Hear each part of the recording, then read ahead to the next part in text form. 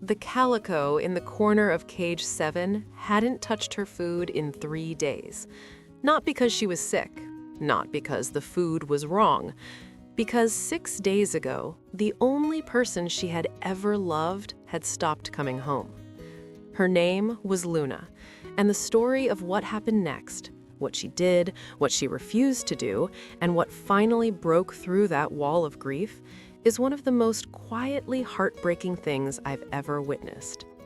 Margaret was 71 years old when she adopted Luna from a rescue event outside a pet store. Luna was 8 weeks old, small enough to fit in one palm, already showing those striking calico patches, burnt orange bleeding into black, white running down her chest like a river.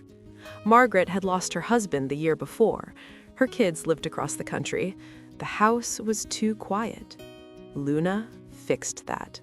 For 6 years, they were inseparable. Margaret's neighbors knew Luna by name. The mail carrier knew to knock softly because Luna would startle.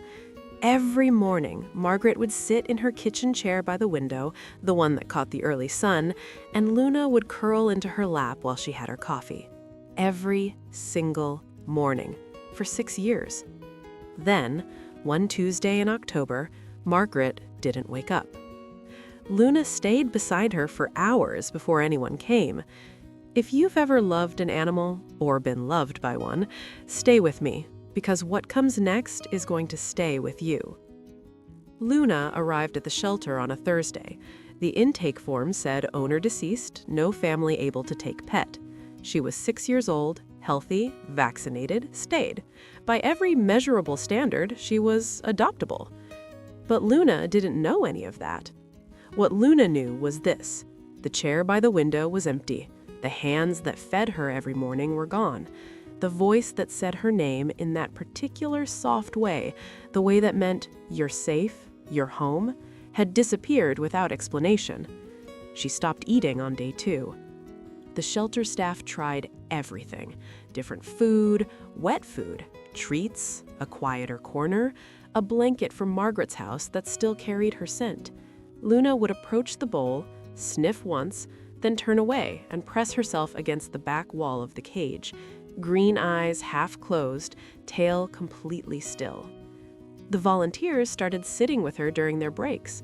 One woman spent her entire lunch hour just reading aloud beside Luna's cage, not trying to touch her, not trying to coax her, just being there. Luna never moved closer, but she stopped pressing herself quite so hard against that back wall when the woman's voice filled the room. Small things. The kind of small things that are easy to miss if you're not paying attention. By day 10, the vet was concerned. By day 17, the notes in her file had changed. Grief response, significantly reduced appetite, low socialization.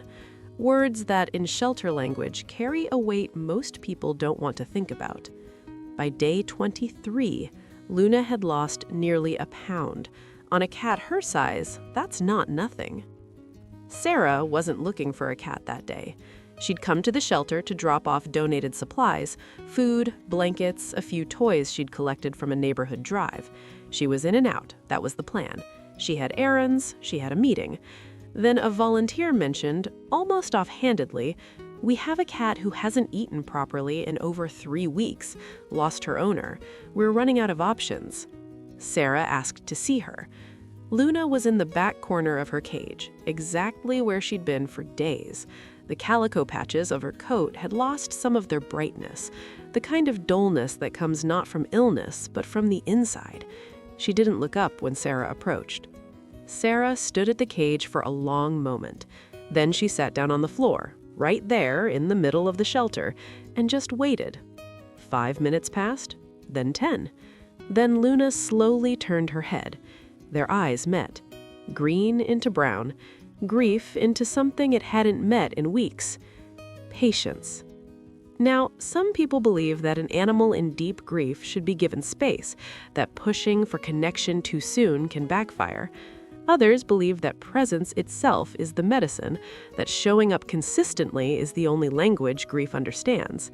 Which do you think Luna needed more in that moment? Drop it in the comments, because what comes next is going to stay with you. Sarah took Luna home that afternoon.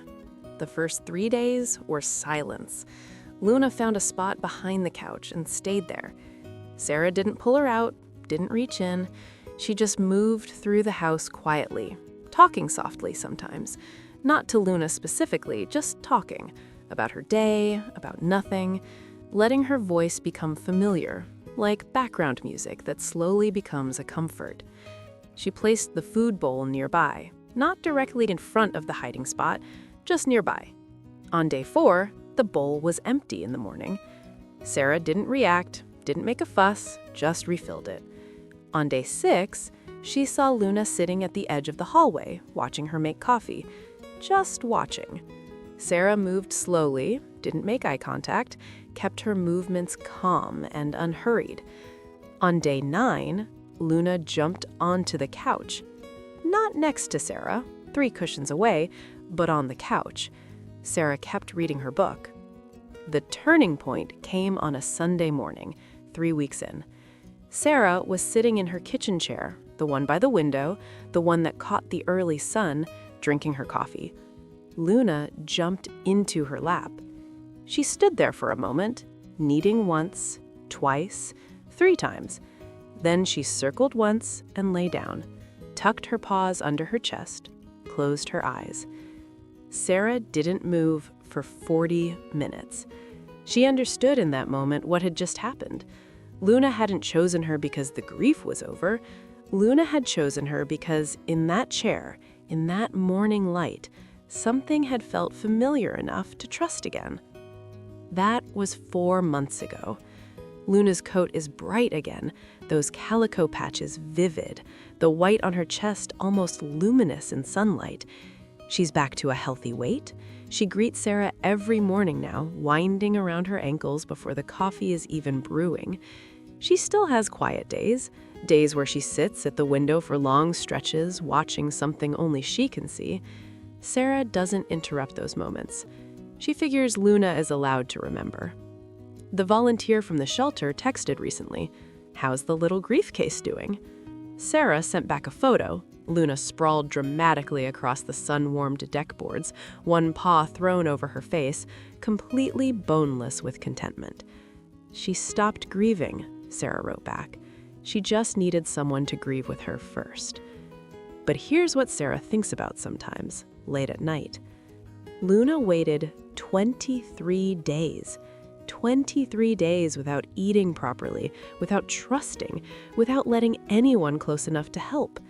Most shelters don't have the resources to wait that long. Most stories like Luna's don't end the way this one did. So the question isn't really whether animals can heal from grief. The question is, how many Lunas are out there right now on day 15, day 18, day 21, still waiting for someone to just sit down on the floor and stay?